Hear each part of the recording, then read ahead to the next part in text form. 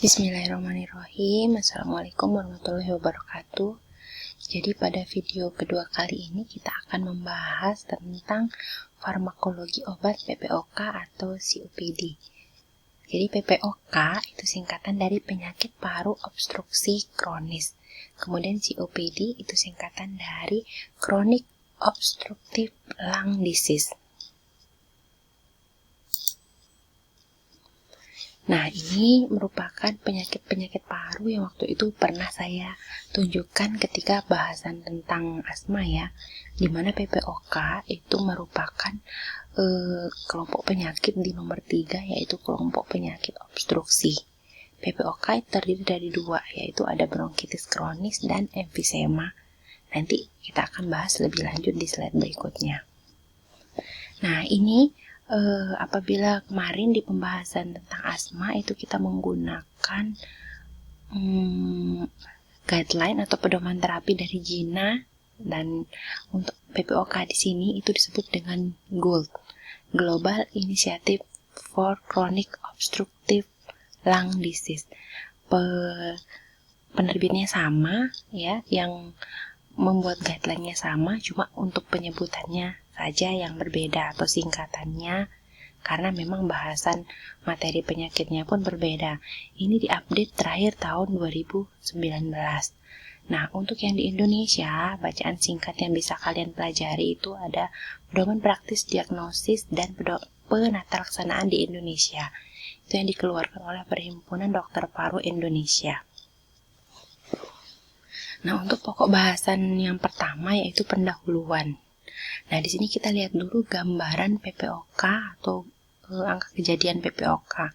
Di mana angka kejadian PPOK di dunia, menurut data WHO tahun 2018, itu PPOK menempati urutan ketiga penyebab kematian dengan jumlah kasus sekitar 251 juta orang.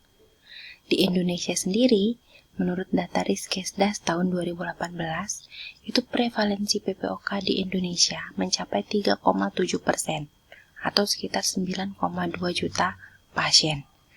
Nah, prevalensi kasus PPOK di Indonesia ini memang tidak terlalu tinggi. Namun, prevalensi tersebut akan terus meningkat dan menjadi masalah kesehatan apabila perilaku merokok masyarakat di Indonesia itu masih tinggi, karena PPOK itu penyebab utamanya adalah paparan dari asap rokok. Nah, grafik ini menggambarkan tentang di mana PPOK itu menempati urutan ketiga. Dari tahun 1990, PPOK itu menempati urutan ke-6 penyakit terbesar di dunia. Namun, pada tahun 2020, PPOK naik tingkat menjadi urutan ke-3, di mana urutan pertamanya itu adalah penyakit jantung iskemik, kemudian di urutan keduanya itu penyakit cerebrovaskular. Di sini yang paling banyak itu adalah stroke. PPOK berada di nomor 3. Kemudian untuk pokok bahasan yang kedua, yaitu definisi PPOK. Ya, PPOK itu merupakan suatu penyakit paru kronik yang ditandai oleh hambatan aliran udara di saluran nafas yang bersifat progresif, non-reversible atau reversible parsial. Ingat kemarin di bahasan asma itu sifatnya reversible, dapat kembali lagi. Nah, kalau PPOK itu sudah mengalami obstruktif, artinya sudah terjadi kerusakan di situ. Kerusakannya bersifat progresif, non-reversible ya, atau bahkan reversible parsial, tapi lebih cenderung non-reversible. Nah, keterbatasan aliran udara yang berhubungan dengan adanya respon inflamasi yang tidak normal dari partikel dan gas yang berbahaya bagi paru-paru. Jadi, pada orang PPOK, itu partikel dan gas yang berbahaya tersebut menyebabkan inflamasi yang tidak normal pada paru-paru, sehingga akan menyebabkan hambatan aliran udara yang masuk ke paru-paru. PPOK terdiri dari dua jenis ya, yaitu bronkitis kronis dan emfisema. Di mana bronkitis kronis itu adalah ditandai dengan batuk kronik yang berdahak, minimal 3 bulan dalam 1 tahun, sekurang-kurangnya 2 tahun berturut-turut. Kemudian emfisema di sini ditandai dengan kelainan anatomis berupa pelebaran rongga udara distal bronkioli terminal disertai kerusakan dinding alveolus. Kerusakannya itu bersifat permanen ya atau non reversible. Nah, ini gambaran 2 jenis penyakit PPOK. Yang pertama itu bronkitis kronis, yang kedua itu emfisema. Bronkitis kronis ini kadang disebut dengan blue blotter. Artinya di sini kulit orang tersebut mengalami cyanosis atau kebiruan, kemudian orangnya gemuk dan tungkainya biasanya di kaki itu mengalami pembengkakan yang disebut dengan edema tungkai. Nah, untuk yang kedua, emfisema itu kadang disebut dengan pink puffer. Pink puffer itu ditandai dengan kulitnya yang berwarna kemerahan, cenderung merah muda, dan orangnya tampak sangat kurus. Nah, ini adalah gambaran saluran nafas pasien dengan PPOK. Misalnya pada pasien yang bronkitis kronis, di sini terlihat ada bronkus ya. Jadi disebut dengan bronkitis karena di situ itis itu merupakan tanda dari inflamasi. Maka bronkitis itu adalah inflamasi yang terjadi pada bronkus. Nah, pada pasien dengan bronkitis kronis itu terjadi inflamasi dan perubahan struktur dari bronkus yang disebabkan oleh peningkatan sekresi mukus ya atau peningkatan sekresi sputum dibandingkan dengan bronkitis orang normal yang tidak ada peningkatan sekresi mukus. Kemudian emfisema. Di sini digambarkan adalah alveolus. Jadi alveolus itu merupakan tempat pertukaran udara yaitu CO2 dan O2. Nah, pada kasus emfisema, alveolusnya sudah mengalami destruksi atau kerusakan. Sedangkan ini alveolus normal. Lihat perbandingannya, alveolus orang emfisema itu membesar ya, dan mengalami kerusakan dibanding alveolus orang yang normal.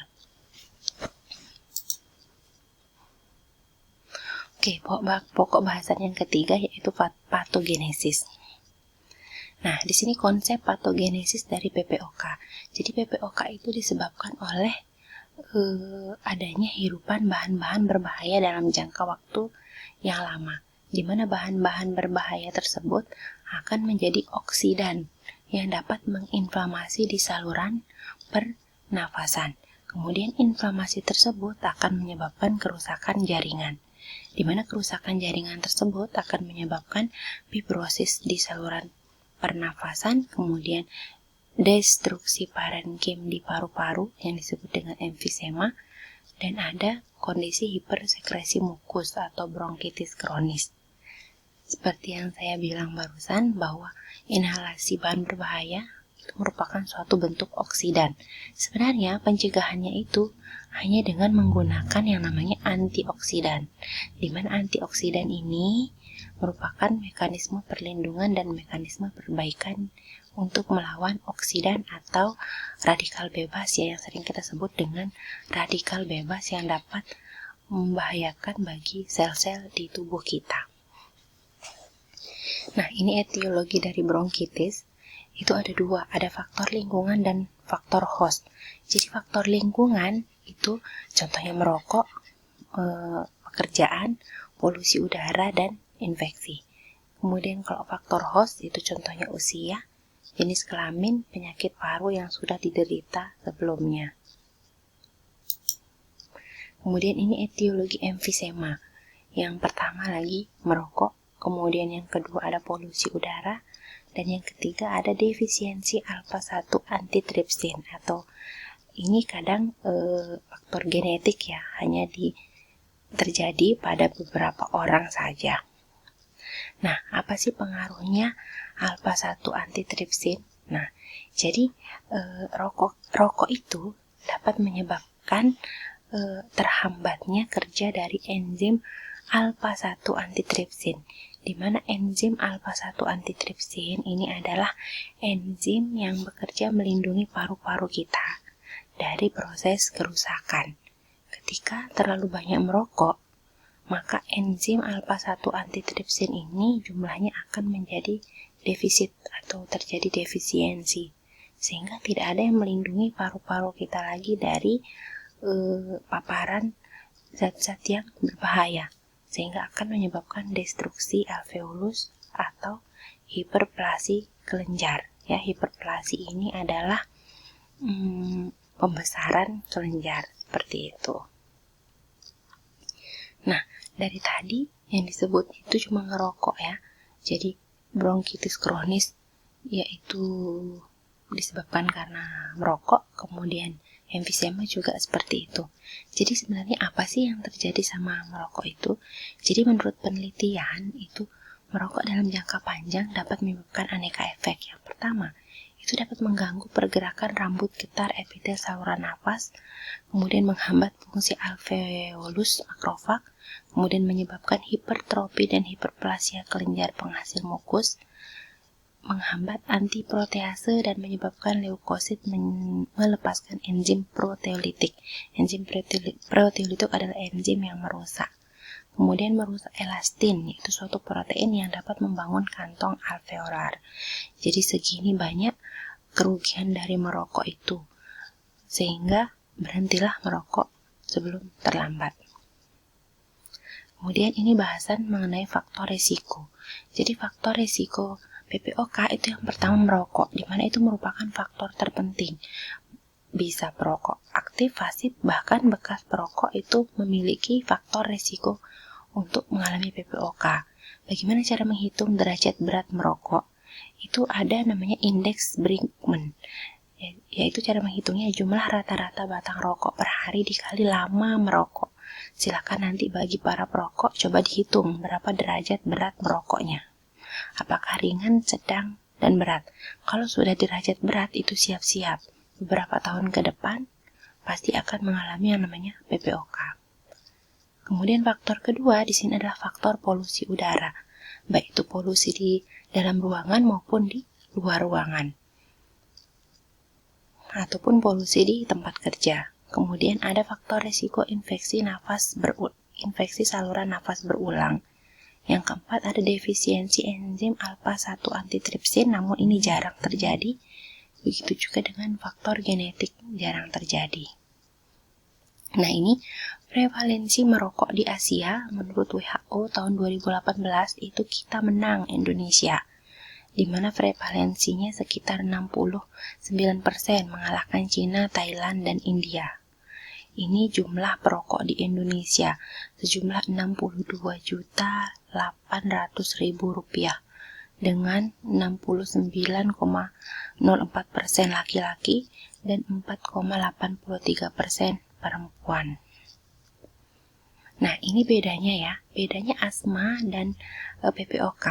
Memang saya bilang waktu di awal itu gejalanya sama ya, gejalanya sesak nafas, kemudian ada wheezing juga mengi, tapi mereka merupakan hal yang berbeda. Perbedaannya ya di penyebabnya, kemudian sel yang menyebabkan inflamasi, kemudian mediatornya juga berbeda, kemudian konsekuensi dari inflamasinya berbeda, kemudian respon dari pengobatannya juga berbeda. Nah, ini gambaran dari perbedaan PPOK dan asma. Namun lebih jelas kita lihat di slide ini ya gambarannya ya. Jadi asma itu disebabkan bahan sensitif, sedangkan PPOK disebabkan oleh bahan berbahaya. Kemudian mediatornya berbeda, yaitu CD4 dan T limfosit dan eosinofil. Kemudian yang mediator untuk PPOK itu CD8 ya, sama T limfosit, makrofag, neutrofil. Kemudian kalau asma itu reversible dan PPOK itu irreversible. Reversible dan irreversibelnya dalam hal hambatan aliran udara. Nah, ini gambaran klinis pasien PPOK seperti yang saya bilang tadi ya. Emfisema yaitu pink puffer, bronkitis kronis adalah blue bloater. Ini gambarannya ya. Ini yang emfisema, kemudian ini yang bronkitis kronis.